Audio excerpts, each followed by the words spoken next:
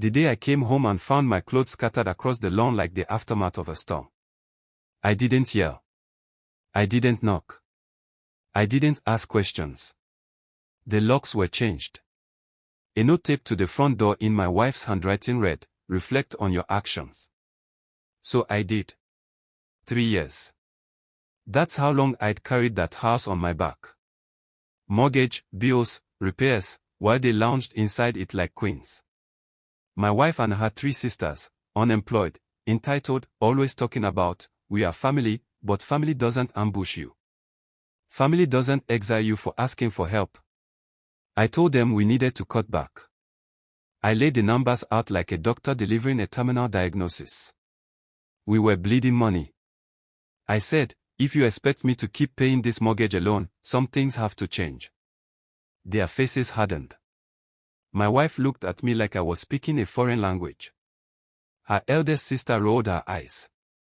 The youngest laughed under her breath. 2 days later, I was out. We weren't always like this. In the beginning, it was just me and Lena.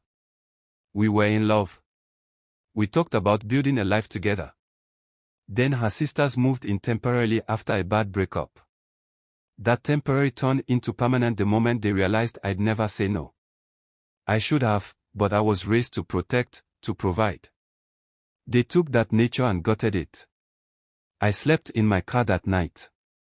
You think you know pain until you see your reflection in the rearview mirror at 2 a.m. and it looks like a man who let love blind him. That was the moment it started, the shift.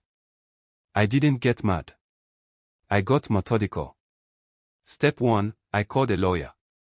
The kind who works quietly and smiles like a shark. Step 2, I stopped all auto payments, mortgage, utilities, everything tied to my accounts vanished overnight. Step 3, I pulled every transaction from the past year. Every spaghetti, delivery, subscription, all under my name. They spent thousands under my roof and my silence. I wasn't silent anymore. I began documenting screenshots, voice recordings, security footage. I knew they weren't just living rent-free. They were using my house for their little side hustles, illegal rentals, private parties. They bragged about it on social media. Lena even posted a story, "Men are replaceable. Houses aren't." That one I printed out and kept. A month passed. I played ghost. No calls, no begging, just a man watching from the shadows while the walls around them cracked. They had no idea the mortgage had lapsed or that the electricity bill hadn't been paid or that the HOA was getting complaints. The first letter came in, foreclosure warning, then the second. I watched them panic online, ranting about how the bank messed up and this system is broken. No, sweetheart. You broke it when you thought I wouldn't fight back. Then came the legal strike. My attorney filed for separation of financial responsibility, submitted evidence of exploitation, and here's the kicker, ownership dispute. Turns out, I added Lena's name to the deed, but not the sisters. And I still own 75%.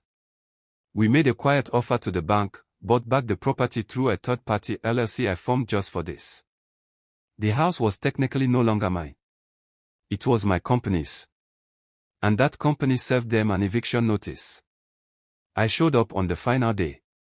They were frantic, trying to drag trash bags of clothes into a rental car.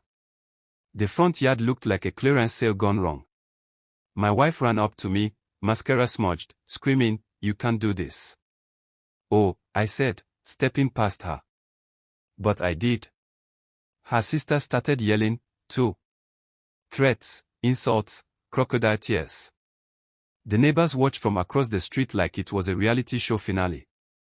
I walked up the porch steps, pulled out my keys, and opened the door.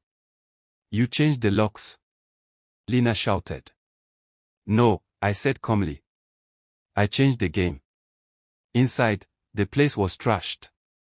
Scratched floors, stained counters. Didn't matter. The locks clicked shut behind me.